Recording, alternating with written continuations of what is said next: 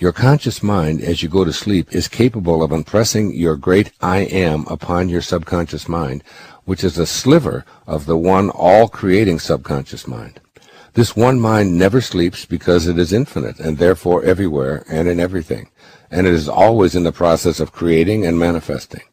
Throughout those hours while your conscious mind is resting, your subconscious mind is receiving and processing all that you've downloaded into it and getting ready to turn its impressions into form and circumstance. In his book, The Biology of Belief, my good friend Bruce Lipton puts this phenomenon of the conscious and subconscious mind into the language of modern technology using this metaphor. Quote, "In reality, the subconscious is an emotionless database of stored programs whose function is strictly concerned with reading environmental signals and engaging in hardwired behavioral programs, no questions asked, no judgments made. The subconscious mind is a programmable hard drive into which our life experiences are downloaded." Unquote. So here you are lying in your bed about to enter into your unconscious state where your subconscious mind is most at home. In Bruce Lipton's analogy, there's a computer ready and waiting to get to work as soon as you doze off and leave your conscious mind behind. As you lie there, what you say to yourself as an I am is what you download into the computer. The computer I'm using to stand in for the one universal subconscious mind is so vast that it has no beginning and no end, and everything exists within it. If everything exists within it, and it is infinite, that means you exist within it as well, and it must respond to what you load into it. It cannot sleep. It's too busy turning conscious impressions into form and circumstance. All you have to do is understand this power is within you and be in a state of gratitude for your highest self, which is God. Remember those three magic words. You are God. There is only one subconscious mind, and your own subconscious mind is a part of that one mind. That invisible part of you is really the mind of God at work, as long as you don't edge God out. That's ego, which is what your conscious mind has probably been trained to do. If your subconscious mind receives your conviction that you have money, you will have money.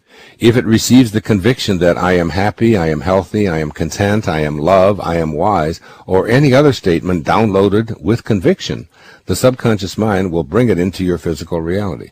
I am not suggesting that you have hope or tell yourself maybe or use the last 5 minutes awake to say, I will be happy, I will be prosperous, I hope to one day be content. Use the name that God gave to Moses as he described who he is. I am that. I am.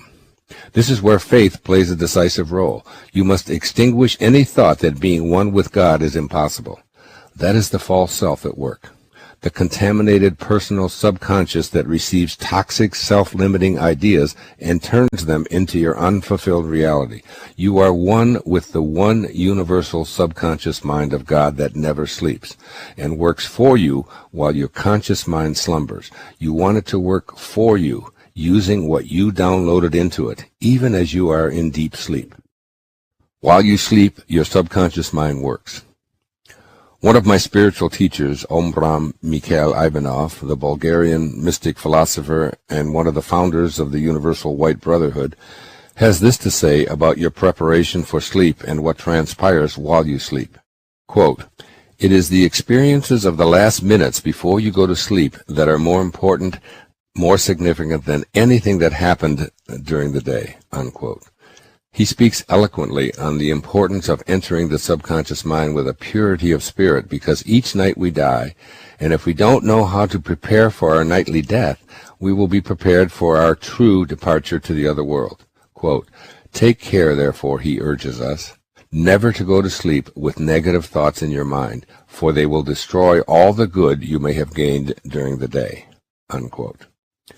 Your time while asleep, when you leave this house and yet are still attached to it, is to be thought of as a sacred journey that you take daily to connect to the one universal subconscious mind and experience the bewildering wonder of what transpires there.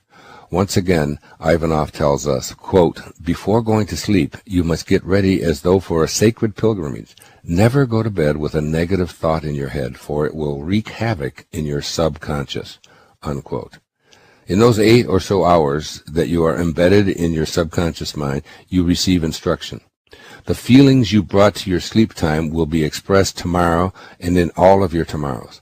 This is a time when you leave behind the constrictions of your physical world and the limitations of your physical body. You allow the one subconscious mind to create your wishes without active participation from your solid material self.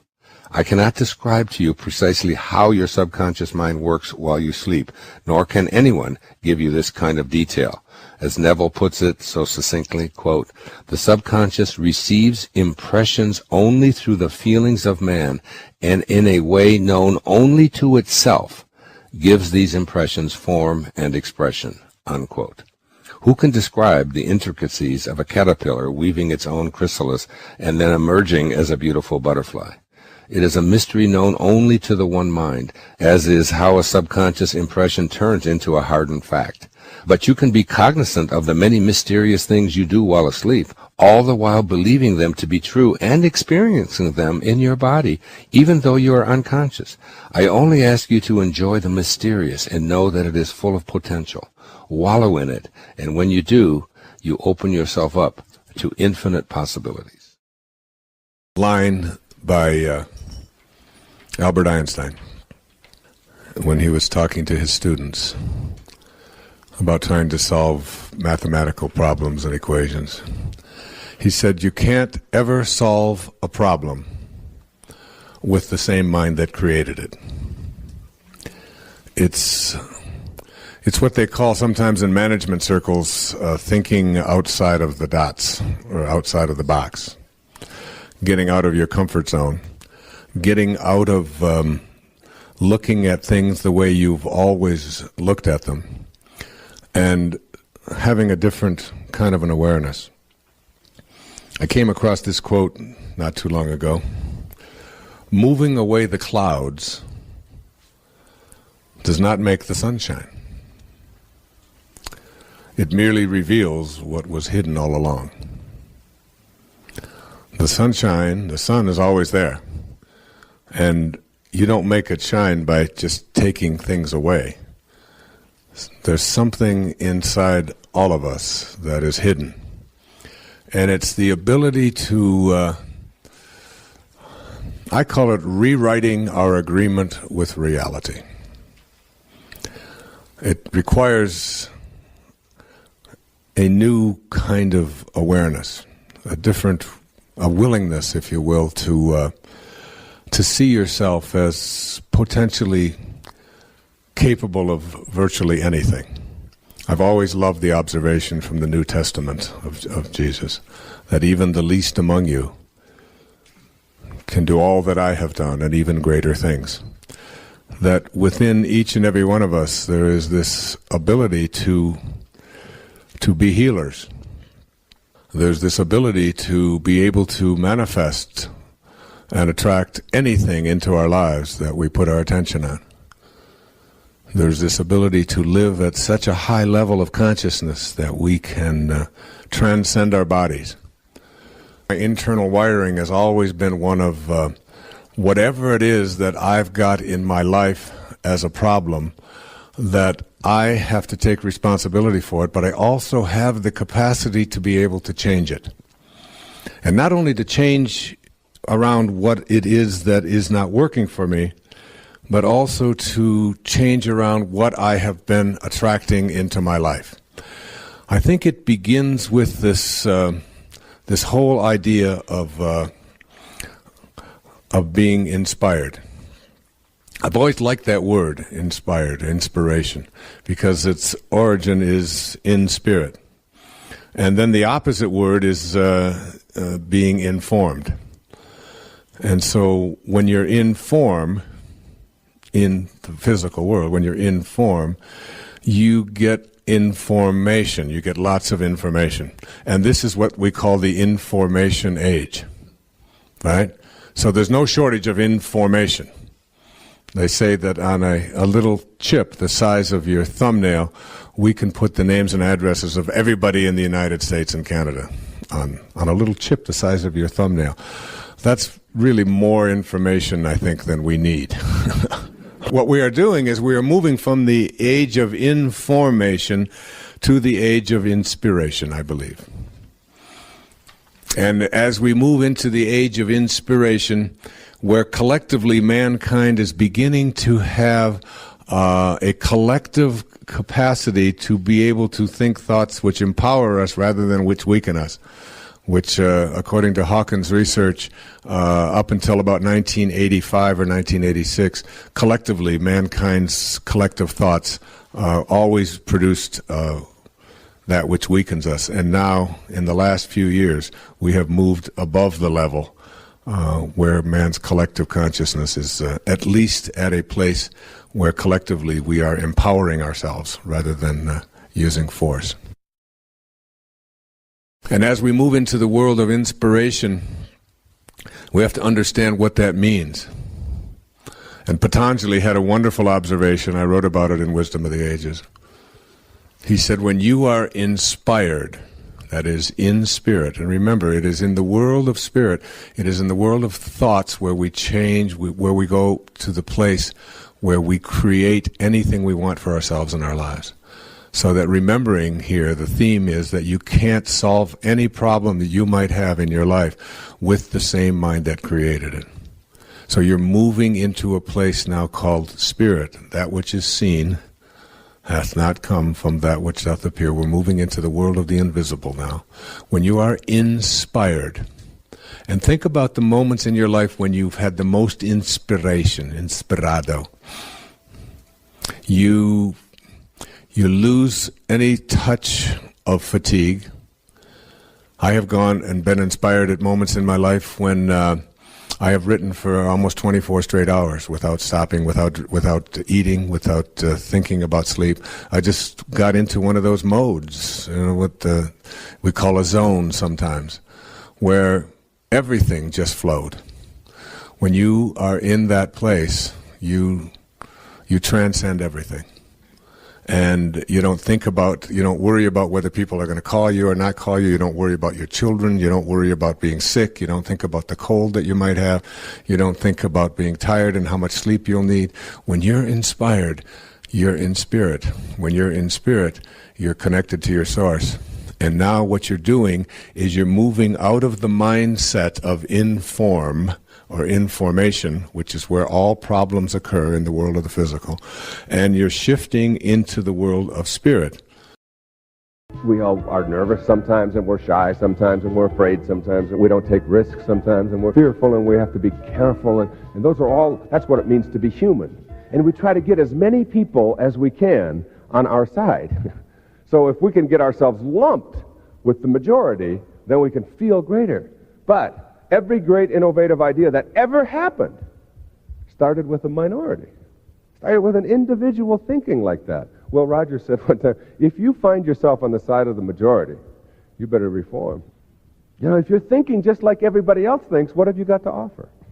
What is it that this unique thing, this unique human being that has never existed before, will never exist again, has never existed in this day as it exists, as you do in this day, just like every single day. Not only are you unique on this planet, but every day you're here, you're unique on this planet. Instead of that, we say, how can we get everybody to think like I do? Let's get into majority kind of thinking, you see. And that's like one of the first things to understand, that in order to be, Emerson said it, he talked about conformity, he said, to be a man you must therefore by nature be a nonconformist. And yet we have difficulty with non-conforming people, with people who have different ideas, with people who want to try something different, people who don't accept that we always have to be the way we've always been. We have quite a bit of difficulty with that. Most human beings use about 1/100th of their potential within their brains that it's capable of using. And every time we see somebody who is able to do things that seem so phenomenal, instantly we say, well, that's a weird person, or that's a freak, they must be faking it, or whatever. When there are places in the world where people don't even think pain, they don't even have words. There are some cultures, particularly in Eastern philosophies, where pain itself is not even a part of their vocabulary. They don't even invent words for that because they train themselves not to think in ways that are going to be immobilizing and depressing and so on. And I would work on this when I was working with people early in my career. And one of the greatest things that you can learn in your life is the understanding that as you go through your life, even the people who love you the most are not going to approve of you half of the time. Somebody says, "You're a nerd." Terrible thing. I mean, one of the things you have a choice. You say, "Oh my God, they know." They've discovered it already. And you act like a neurotic. You have that choice. You have other choices as well. The choice to ignore that. The choice to say that's somebody else's opinion. If somebody says to me, "Wayne Dyer, I don't like your books." Well, I expect that when you say something in public, when you talk to a lot of people, when you write something, that there are going to be a lot of people who aren't going to like what you say. One of the highest levels, one of the highest places you can get to in your life is a place called being independent of the good opinion of other people. Not necessarily needing everyone to approve of you all of the time. And we ought to have a lot of people out there who understand that, so that when they go through their lives and they run into disapproval, that instead of becoming depressed about that, that you understand that that's a condition. That's what it means to be a human being. I'm saying don't become immobilized, ever, by what anybody else thinks of you. And when you do, understand that all you are doing is saying your opinion of me is more important than my own opinion of myself. Every time you're down. Every time you're down. That you are making other people's opinions of you more important. Now, a great misinterpretation there is that somehow this is a selfish philosophy. Believe me, there's nothing selfish in that. One of the simplest learnings that all children seem to understand, the very simple understanding that you can't give away what you don't have. You can't give away what you don't have, obviously. You can't give away $100 if you don't have it. You can't give away love for others if you don't have it for yourself. You can't give away success if you don't have it for yourself. You can't love another human being at all if you don't love yourself first. And think of yourself as a worthy person. So that if you want to be a great altruist, a philanthropist, somebody who loves everybody in the world, then you've got to get your own house in order. And that's all I'm saying. Get your own house in order, your own self in order, so that you can become one of those people that have transcended, who have gone beyond simply worrying about how they're going to cope with their lives. It mystifies me sometimes. We all have this little child within us, and all little children know how to be happy. All little children know how to be self-actualized, fully functioning, creatively alive. They know how to enjoy their lives. And then somehow they lose it, somewhere along the way. And as we get to be adults, we forget what we had. It's the whole theory of whether a glass is half full or half empty. I mean, it's always half full to me. Always half full. If you believe that it's half empty, it's the same thing as saying people are basically evil. And that's a basis for a big theory in psychology. That's what psychoanalytic theory is really basically all about, is that each one of us have an id somewhere within us, and that's an untamed monster. That's something that we have to watch out for, and it will capture us, and it'll destroy us, and it's that all of us have this evil creature residing within us. I can't buy that. I just can't buy that. I look at little children and the way they are, I don't see it. I refuse to think that, even though I know that there are people who behave in evil ways. I believe basically that within each one of us is a reservoir of love and beauty and appreciation and so on, and that we've often lost it in the name of trying to get ahead of the other guy or trying to be successful or whatever. People who know how to enjoy their lives are never a burden to anybody else. They just want to be left alone. Just quit bugging me. Don't always be looking over your shoulder. Don't be monitoring everything that I do. Stop telling me how to live. Stop telling me what to do. Stop trying to live your life through me. Highly functioning people know how to live their lives, and they're never a burden to anybody. I'd like you to imagine the following scene. You're in your house. You've got your car keys in your hand. The lights go out. Power failure. You can't see a thing. You stumble around in your living room and you drop your keys. And you look around for a moment and you realize that you're never going to find them in the dark.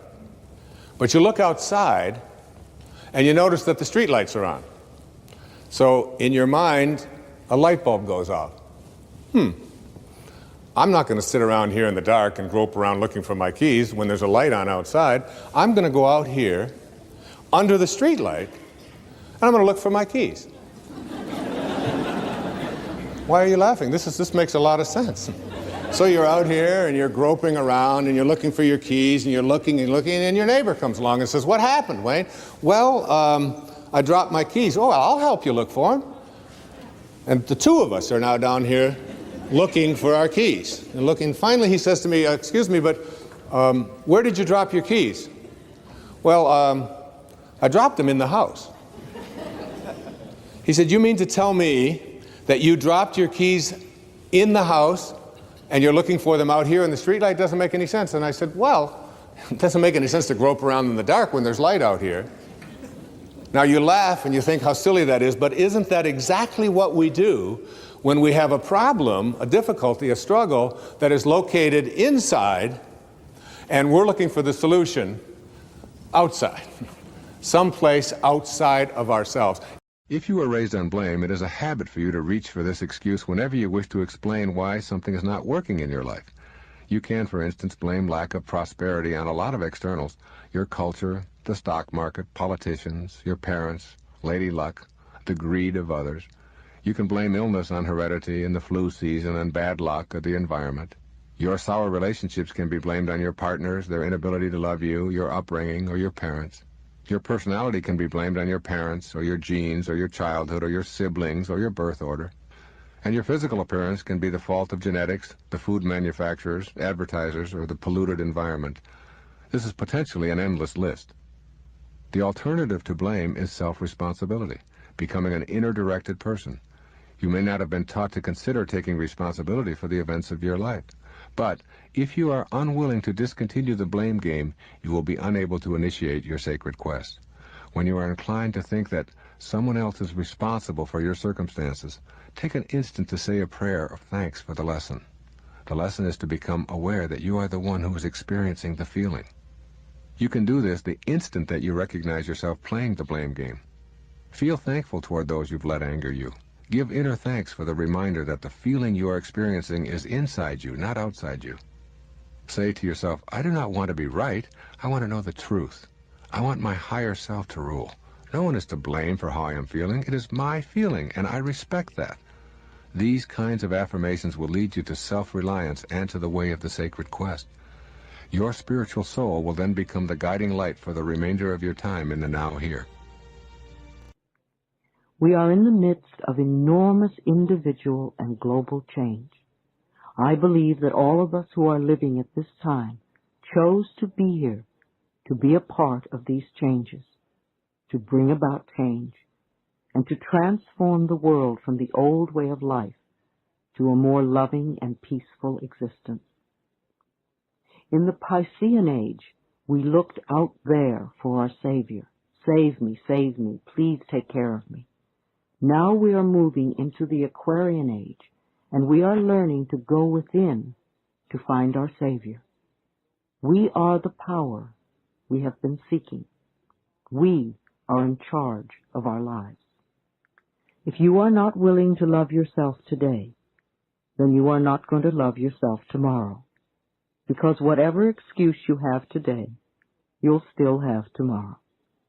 Maybe you'll have the same excuse 20 years from now, and even leave this lifetime holding on to the same excuse. Today is the day you can love yourself totally with no expectations. I want to help create a world where it is safe for us to love each other, where we can express who we are and be loved and accepted by the people around us without judgment, criticism, or prejudice. Loving begins at home. The Bible says, "Love thy neighbor as thyself." Far too often we forget the last couple of words, as thyself. We really can't love anyone out there unless the love starts inside us. I call it living from the end. This is one of the harder ones for people to get, but I'd like you to go again to the New Testament. Look at Romans 4:17. In the presence of him whom he believed God, who gives life to the dead and calls those things which do not exist as though they did. And calls those things which do not exist as though they did. Those are very important, significant words. You have to be able to call the things which you have not seen yet materialize and manifest into your physical world. You have to be able to say to yourself, I call those things that I would like to become as if they already do. And you place into your imagination fearlessly the I ams which you would like to create for yourself. And when it's time for me to write another book, I don't even know what it's going to be. I just know that it starts germinating inside me. And it's like a calling, it's like a passion. It's as if I call those things, the book does not exist. I call it as if it did. I have a wonderful quote by the man I've cited before. His name is Neville, and it goes like this. He says, disregard appearances, conditions, in fact, disregard all evidence of your senses, that is what your eyes and ears tell you, that deny the fulfillment of your desire, whatever it is you want to attract into your life. Disregard appearances, conditions, in fact, all evidence of your senses that deny the fulfillment of your desire. Rest in the assumption that you already are what you want to be. For in that determined assumption, you and your infinite being, your extraordinary self, which is what this program is about, are merged in creative unity, and with your infinite being, God, all things are possible. God never fails, and you are a piece of that which never fails. And you are going to move beyond just being a piece and just being a fragment and just being a segment until it becomes your overwhelming knowing that you have within you this divine capacity. You don't need evidence of your senses. I wrote a book a few years back. The title of it, I had to get my publisher because they didn't understand it. They called back, they said, I think you got this wrong. I said, no, it's called You'll See It When You Believe It. Not the other way around. People will say, well, I'll believe it when I see it. It doesn't work that way. You'll see it when inside you have a knowing.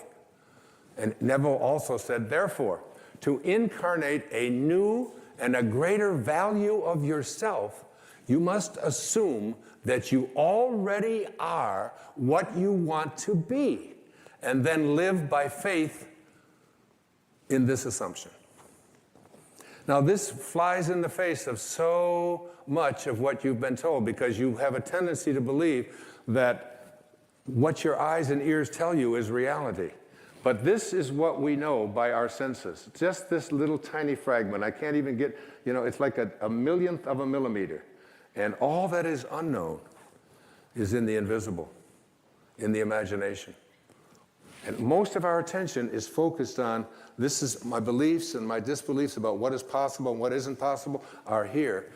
And it's an endless universe. So placing I ams into your imagination is one thing. It's an intellectual act. Living from the end means that you call the things which do not exist as if they did. You are a piece of God. You are a living, breathing creation that emanated from the universal mind of the all-creating source. You and God are the same thing. Very simply put, when you love and trust yourself, you're loving and trusting the wisdom that created you. And when you fail to love and trust yourself, you're denying that infinite wisdom in favor of your own ego. It's important here to remember that at every single moment of your life, you have the choice to either be a host to God or a hostage to your ego. So here's the question: host or hostage? Your ego's belief that you're separate from everyone, separate from what's missing in your life, and most egregiously, separate from God, further hampers your ability to live up to the intention of respecting yourself. Ego's idea of separation fosters your feelings of being in competition with everyone and evaluating your worth based on how frequently you emerge as a winner. As a hostage to your ego, self-respect is unavailable because you feel judged for your failures. It's out of this bleak picture produced by the negative ego that self-rejection emerges. It captures you and makes a hostage of you, never allowing you to play host to that from which you originated. Being a host to God means always seeing your authentic connection to your source. It's knowing that it's impossible for you to ever be disconnected from the source from which you came. Personally, I thoroughly enjoy being a host to God. As I write here every single morning, as I sit here in the studio reading these words, I feel that I'm receiving words and ideas from the power of intention, which allows me to bring these words to this page and to this recording. I trust in this source to provide me with the words. Therefore, I'm trusting in the source that brought me into this physical world. I'm eternally connected to this source. This awareness simply doesn't include a lack of respect for intending this book or this recording into form. The conclusion I've come to is that I'm worthy of my intention to write a book and to create this recording. In other words, I respect the peace of God that I am. I tap into the power of intention, and my feeling of respect for it enhances my respect for myself. So by loving and respecting yourself, you're hosting God and inviting the energy of creation to your consciousness, to your daily life, as you connect to the power of intention. Let's look at the energy of intention and your self-respect. If you don't believe that you're worthy of fulfilling your intentions for health, wealth, or loving relationships, then you're creating an obstacle that will inhibit the flow of creative energy into your daily life. Recall that everything in the universe is energy, which moves at various frequencies. The higher the frequency, the closer you are to spiritual energy. In the lower frequencies, you find shortages and problems. Intention itself is a unified energy field which intends everything into existence. This field is home to the laws of nature and is the inner domain of every human being. This is the field of all possibilities, and it's yours, just by virtue of your existence. Having a belief system that denies your connection to intention is the only way you're unable to access the power of intention from the infinite field. If you're convinced that you're unworthy of enjoying the field of all possibilities, then you'll radiate this very kind of low energy.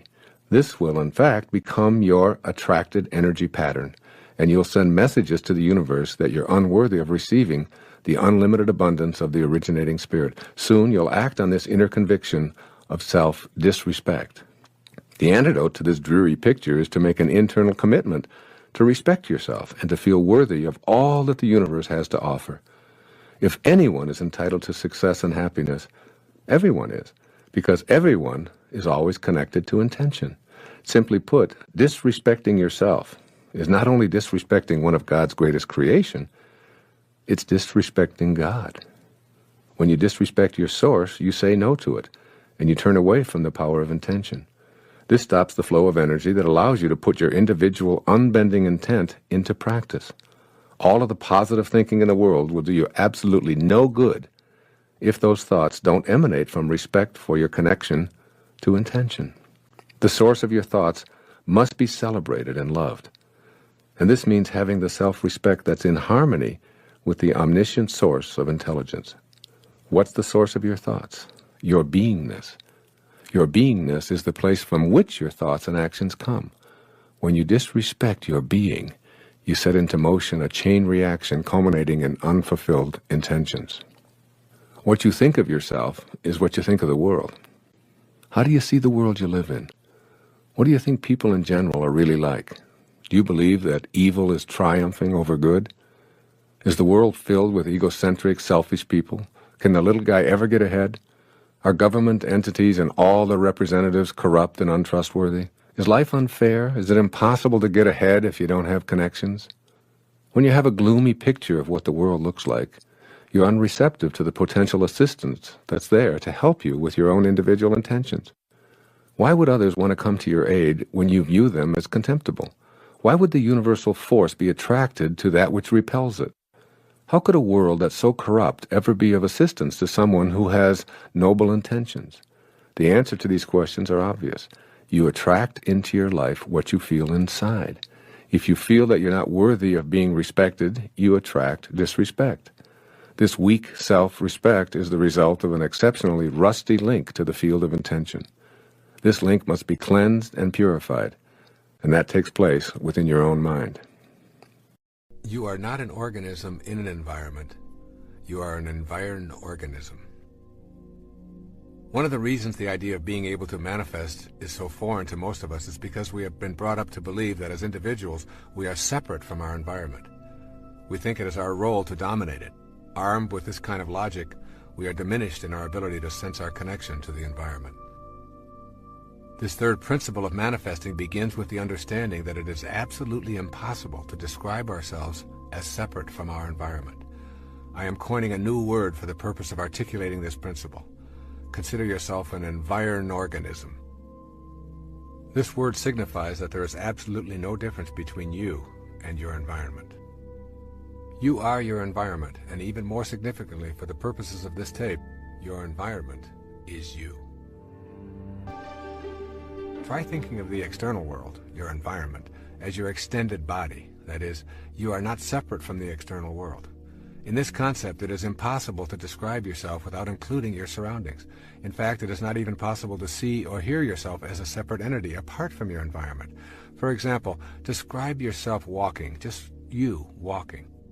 There cannot be walking without also describing what it is you are walking upon. Without the floor or the ground, there would only be your legs moving back and forth, and of course that's not walking. Your experience of walking also includes the air you are breathing, the gravity that keeps you from floating off into space, the pebbles or carpet or sand or cement that you walk upon. And I invite you to shift your awareness away from yourself as an organism in the environment to yourself as an extension of your environment and always inseparable from it. This means that you have to think of yourself as an individual and as an environment simultaneously. Have you ever seen a person with a front but without a back?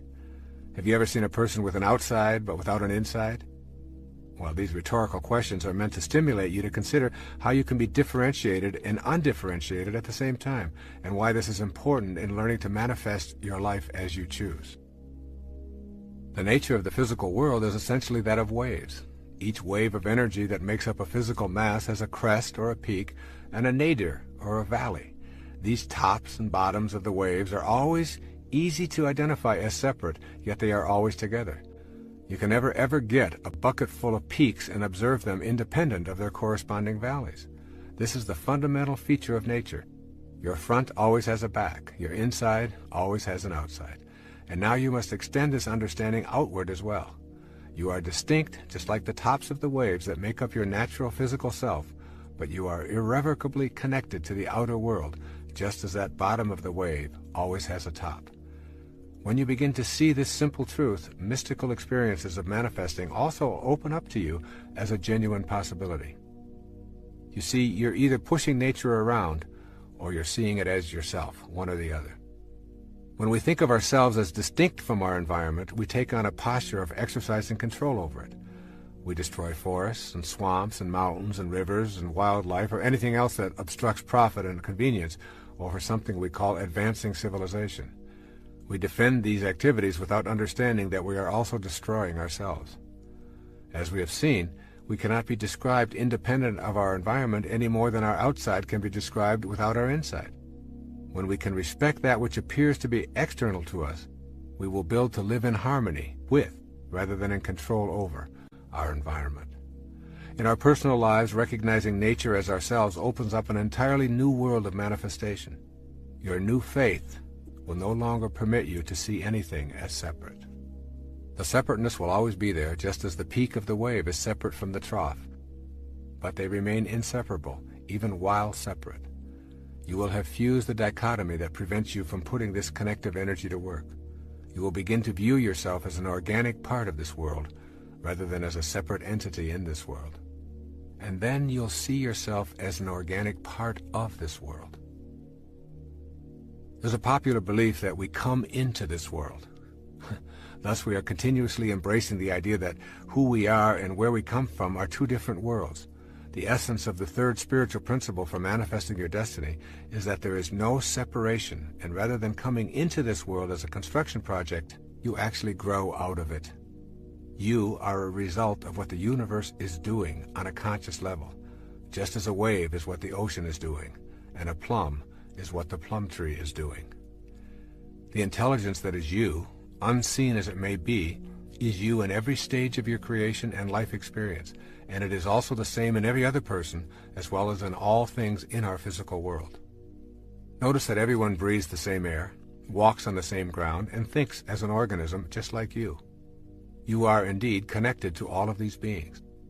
It is not an accident that someone living in a distant country with different outward physical characteristics and a separate language could die and donate their liver or kidney or cornea to you, and it would accommodate the life force flowing in you. A profoundly important Native American saying is, "No tree has branches so foolish as to fight among themselves." Imagine the result of such behavior by the tree. The tree and all of its parts would die from such an absurdity. Yet that is precisely what we do when we see ourselves as divided from all of the other people who are being peopled from the same divine intelligence. When you know that you grow out of this world just as an apple does from an apple tree, then you identify with the spiritual essence. It is in identification with this inner essence that you make your connection to everything else. And it is with this connection that you begin to attract your desires to your physical world. That power is in you, but it's not yours alone. The power and the magic of this world cannot be reserved for the exclusive use of anyone, including you. It is available at all times. However, it does not belong to anyone. What you are doing as an environed organism is making contact with an energy that is beyond the dualism of the earth plane, and yet is connected to it at the same time, separate but distinct. You are a holistic being with both non-dualistic energy and the energy of the physical plane at your disposal. The Bhagavad Gita, the holy book of the Hindus, summarizes the point of view as profoundly as I've ever heard. Listen to these words. He who sees that the Lord of all is ever the same in all that is, immortal in the field of mortality, he sees the truth. The name of God is I am, that I am. Now, every time you use the name I am, you are using the name of God. How do you use this name? In the book of Joel, there's a line that says, "Let the weak man say, I am strong." Now, one of the things that I want to leave you with here in the time that I have with you today is for you to become conscious of how you use this term, I am. So what I encourage you to do in terms of manifesting is to take out a piece of paper sometime when you're at home, and it sounds like a silly thing to do, but I want you to do it. And I want you to write at the top of that page the word that. T-H-A-T, that. Okay? And under that heading, whatever it is that you would like to attract or manifest into your life, I would like you to just write that down. All right? So if it's a job that you want, if it's a relationship that you want, if it's a healing that you want, if it's abundance that you want to attract into your life, whatever it is, just place it underneath that. And come to a place in your life where it is spoken about in the book of Romans, in the New Testament. He calls those things which do not exist as though they did. You must be able to get to this place in your life where you don't use the evidence of your senses, what your eyes tell you, what your ears tell you, what your stomach tells you. what you see written down, what the internet tells you. You want to be able to be in a place where you are living from the end as if what you would like to manifest is already there. To make a future dream, a present fact, you must assume the feeling of that wish as already being fulfilled. Your subconscious mind is listening to how you are asking the universe to provide for you what it is that you would like to attract or manifest into your life. And if you fill your subconscious mind with all of the things that you don't want, that you don't like, that make you unhappy, that make you depressed, that make you worry, then your subconscious mind, which is impersonal, and remember, it can't make a distinction between what it is that you are feeling as a result of what you place into your mind or what is actually happening in your life. It doesn't distinguish one from the other. It's totally impersonal. It's just open to suggestion. And here you are suggesting to your subconscious mind, which will, when you awaken, you will align with the universal subconscious mind, the one mind. You know, there's millions of people out there in the world. There's millions of you watching this program. And you can see the difference between each and every one of you on the basis of your appearances. But there's only one mind. That's what the great spiritual texts all teach us. So now, if you program your subconscious mind to tell yourself, to go over all the things you don't want, all the things you don't like, all the things that shouldn't have happened, all the ways that you were mistreated, all about how terrible the economy is. And, you know, we live in a fear-based world. You want to shift away from that kind of consciousness and use the last 5 minutes of your day to program your subconscious mind with what you have placed into your imagination with your I ams. I am well. I say it to myself every night, especially when I get into that state, you know, that weird state where you're sort of half awake and you're half asleep and you know you're heading towards that sort of that subconscious place. And I just remember what it says in the book of Job. I don't want my instructions sealed by going over, I am sick, I am poor, I am unhappy. I just say, I am content. I am lucky. When I wake up in the morning, I don't say, oh, good God, morning. It's the reverse. I say, good morning, God. You know, it's like being grateful rather than being in that place where the things that you don't want are what you have programmed your life to be. I always think of this as, you know, like you have a currency. And if I were to give you currency to go out and purchase what you want, and every place you went, you took this currency that you have to purchase what you want, and you purchase what you don't want, and then when you get home and you wonder why your house and your life is filled with everything that you don't want, it's because you're insane. That's just insanity. It is. I mean, why would you take the currency that you have to buy what you do, that's there for what you do want, and spend it on what you don't want? Well, the currency that you have for attracting into your life what you would like to have are your thoughts and your imagination and your I ams, your God consciousness. Why would you use it to say, I am unable, I am unlucky, I cannot, I will not? You're throttling, that's what it says in the I am discourses, you're throttling that great I am presence that is located within you.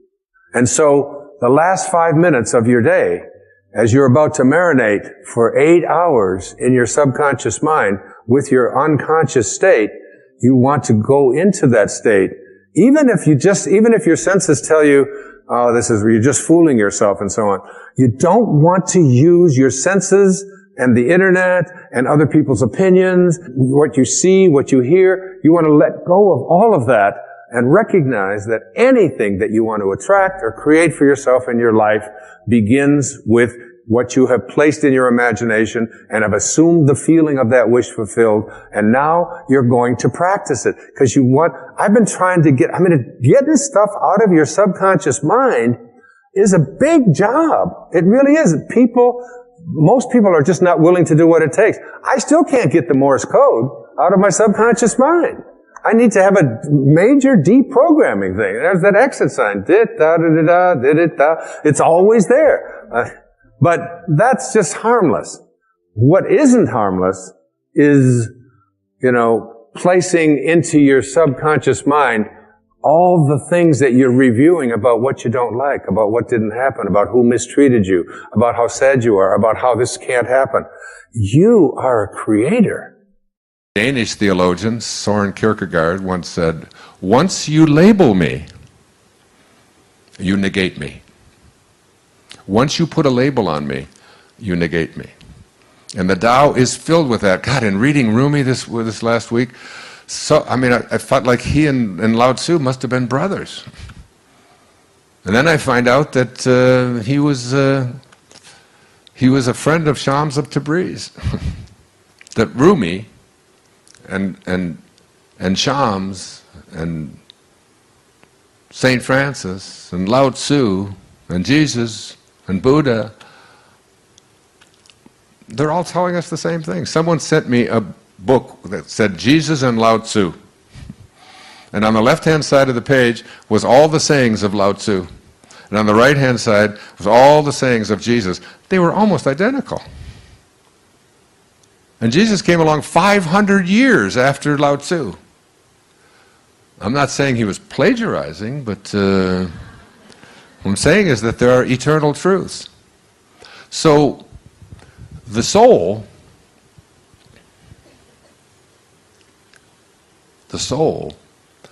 the invisible part of you, is the part of you that is infinite. Now, this is really the crux of what came up here to speak about this afternoon. The invisible part of you, the part of you that's watching, the part of you that is not what you have and what you do and what other people think of you, that's the ego. Remember, the ego is edging God out, E-G-O, edging God out. In the first 9 months of your life, while you were inside your mother's womb, there was nothing for you to do. There was nothing for your mother to do. Something was taking care of everything.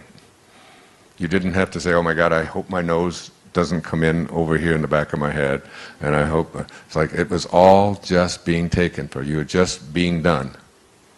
Everything. And then you came into this world, popped out, then your parents said, "Great work, God. We'll take over from here." And in the process of taking over, they taught you your false self and the culture that you were immersed in. And only a handful of us, wow, I didn't even know I included myself in there, but I guess by now I'm starting to. Only a handful have ever really grasped the message that there are no limitations. That which is infinite has no limitations. So hear this, really hear this. Your soul, the invisible part of you, your excitement, is who you are. It's who you are, not this thing, this dust, who you are.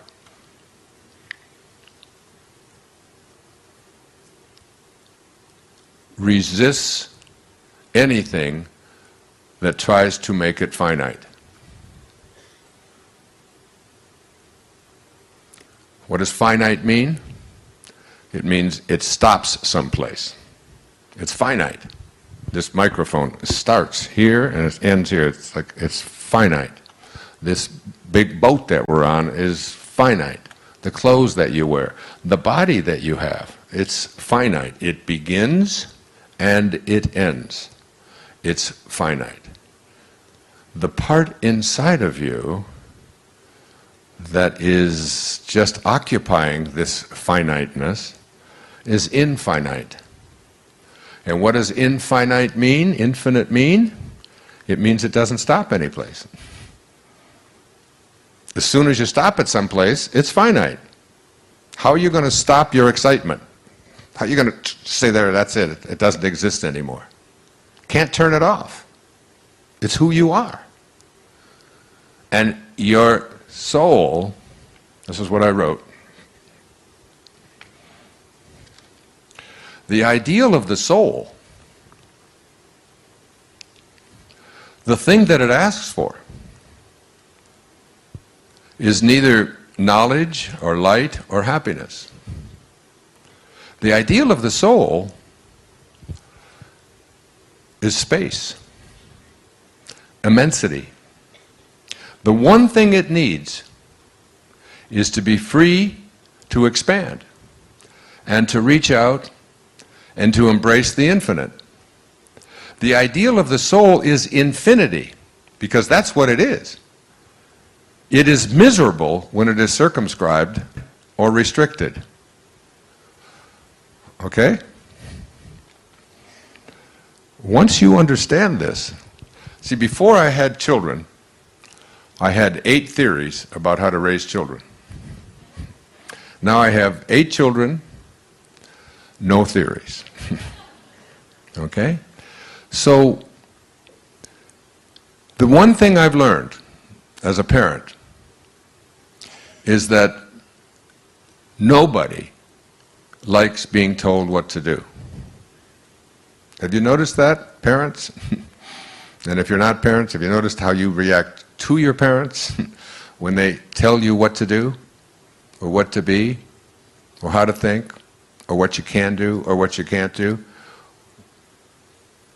This is like a universal thing. I see heads nodding. Everybody knows that this is a universal thing, that the ideal of the soul is infinity, because it's your excitement. It can't stop any place. As soon as you try to put it into a box, as soon as you try to circumscribe it, as soon as you try to tell it what it is, your soul will cry out with, "Don't tell me what to do. Don't tell me what I can be. I don't want to hear it from you. I don't want to hear it from any books that you give me. I don't want to hear it from the church. I don't want to hear it from my culture. I don't want to hear it from," and this is true of everyone. Don't fence me in. But I mean, loving somebody really means, really loving somebody means, I love you so much that I allow you to be whatever you choose to be, no matter how much it conflicts what I think you should be or what I would like you to be. I love you for that. And I impose no restrictions, no conditions. I put no boxes that you're going to fit into.